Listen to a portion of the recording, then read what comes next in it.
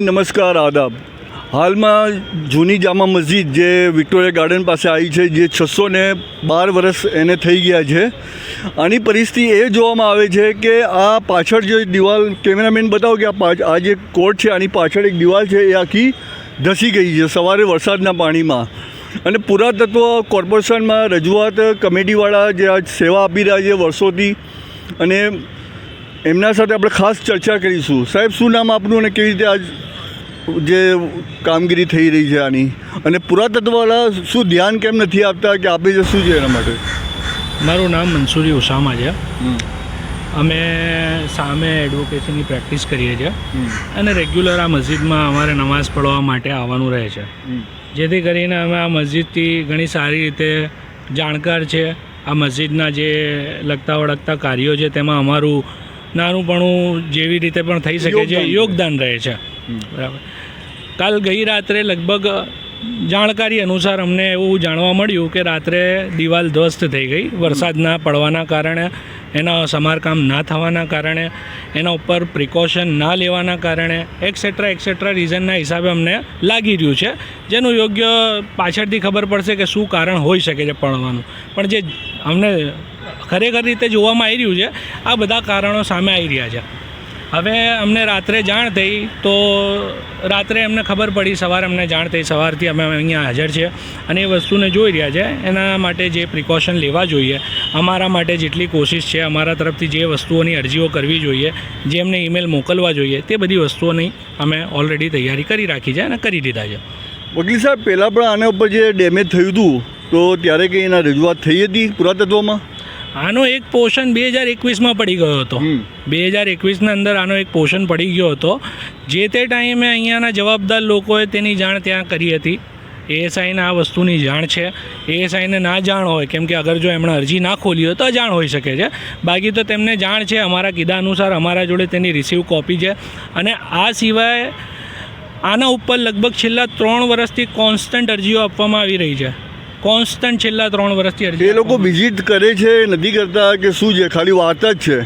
Visit કરવામાં આવે છે, વિઝિટ કરવામાં આવે છે, પણ જ્યારે કામ કરવાનું વાત થાય છે ત્યારે મને એવું લાગે છે કે કામ કરવામાં નથી આવતું. કેમ હું નથી કહી રહ્યો, આ સિચ્યુએશન કહી રહી છે કે કામ કરવામાં નથી આવ્યું. હું તો એવું કહીશ ને કે ભાઈ કામ નથી કરી રહ્યા તો હું એકવાર ખોટો હોઈ શકું. આ તો સિચ્યુએશન જ બતાવી રહી છે કે કામ 600 વર્ષથી ઊભી થયેલી દિવાલ આજે સળંગથી 2, 3, 4, 5 વર્ષમાં પડી જાય, એના પાછળ ધ્યાન ના આપવામાં આવે ને તો જ પડે, બાકી તો ના પડે.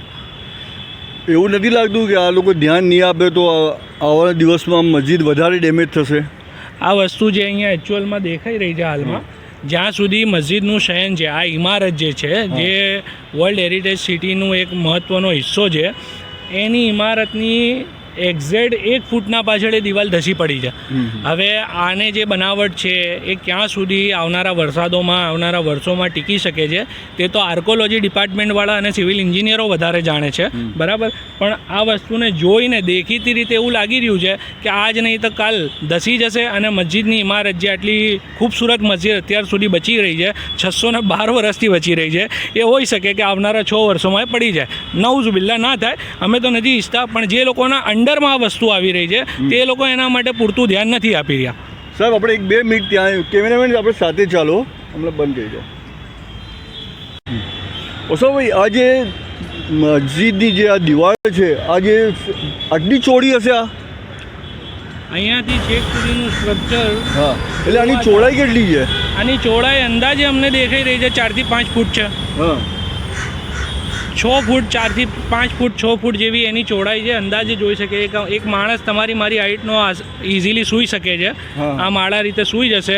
આ છે, જુઓ, દેખાય છે, ભાઈ બેસ્યા છે, એ દેખાઈ રહ્યા છે. જુઓ, આરામથી તમને એની ચોડાઈ દેખાઈ જશે. એ માણસ સૂઈને બતાવી રહ્યા છે કે કેટલી છે. એ માણસની હાઈટ હશે 5 ફૂટ અને એના ઉપર બી જગ્યા છે 6.5 ફૂટ. 6.5 ફૂટની 600 વર્ષ જૂની 600 વર્ષ જૂની 6.5 ફૂટની આ જે આની જે દિવાલ છે, અને આની પરિસ્થિતિ તમે જો કેવી થઈ ગઈ કે 600 વર્ષ થઈ ગયા.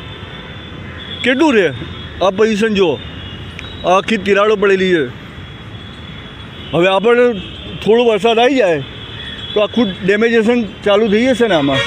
આ વસ્તુ જે અહીંયા દેખાઈ રહી છે, આ હું જે જગ્યાએ ઊભો છું એ મસ્જિદના શયનનો હિસ્સો છે, બરાબર. અને આ દિવાલ છે એની કોર્નર પરની, બરાબર. એટલે આના નીચે નમાઝીઓ નમાઝ પડે છે. આના નીચે નમાઝીઓ નમાઝ પડે છે.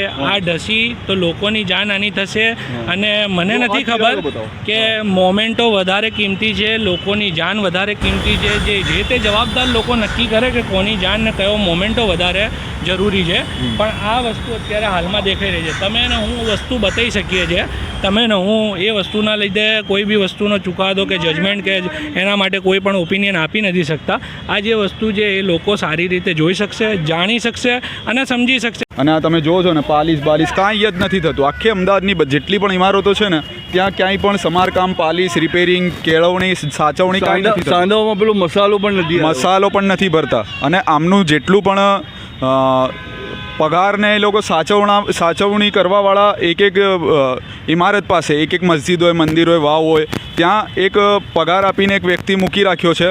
અને એ વ્યક્તિ બસ સૂટ બૂટ કપડાં પહેરીને રોજ ફરતો રહે.